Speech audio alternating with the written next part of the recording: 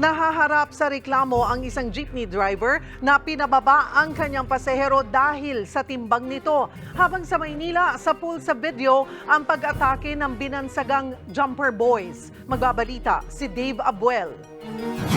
Kita sa video ng iangat ng lalaking ito ang kandado sa likod ng isang truck na nakahinto sa kanto ng Lacson Avenue at Fajardo Street sa Maynila. Nang mabuksan, inakyat niya ito at kumuha ng 2 supot mula sa truck. Nang mag-go ang traffic light, kumaripas siya ng takbo.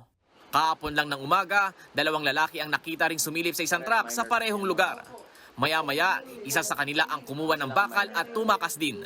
Sa bahaging ito ng Lacson nangyari yung pagnanakaw sa mga dumaraang truck. Sabi ng barangay, makailang beses na nila itong sinuplong sa mga pulis pero sa Jaro talagang bumabalik ang mga kawatan. Ang problema, hindi kilala ng barangay ang lalaki sa unang video. Sa pangalawang insidente naman, bagamat nahuhuli, nate-technical sila dahil minor. Sa ngayon, payo na lang ng barangay sa mga daraang sasakyan at truck, tiyaking nakakandado ang mga karga.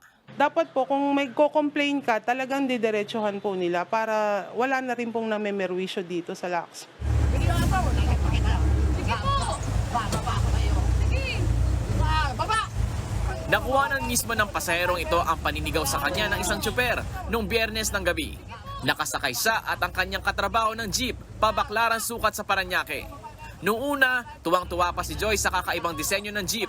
Pero bigla na lang daw siyang pinababa dahil siya raw ay mataba.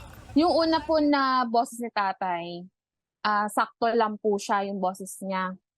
Na habang tumatagal po, pagalit na ng pagalit. Kaya po yung mga kapwa ko po pasahero, pinagtanggol na po ako na sinabi, bawal po yan tatay ang sinasabi po ninyo. Diskriminasyon po yan. Makakasuhan po kayo pag pinilit niyo pong pababain yung pasahero po ninyo. Kahit ang asawa ng driver, nagpasaring pa raw na mapaflatan sila ng gulong. Kaya napilitan ng bumaba si Joy. Matinding trauma ang kanyang inabot. Lalo't aminado si Joy na hirap sa kanyang polycystic ovary syndrome. Ang laki ng respeto ko sa mga matatandang jeepney driver. Sana po, ingatan po nila yung kung ano man po nagbumubuhay po sa kanila sa araw-araw. Sinampahan na ni Joy ng reklamong unjust vexation ang tsuper. Ang LTFRB naman, posible raw pagmultahin ng 5 hanggang 15,000 piso ang tsuper kung napatunayang tumangging magsakay ng pasahero.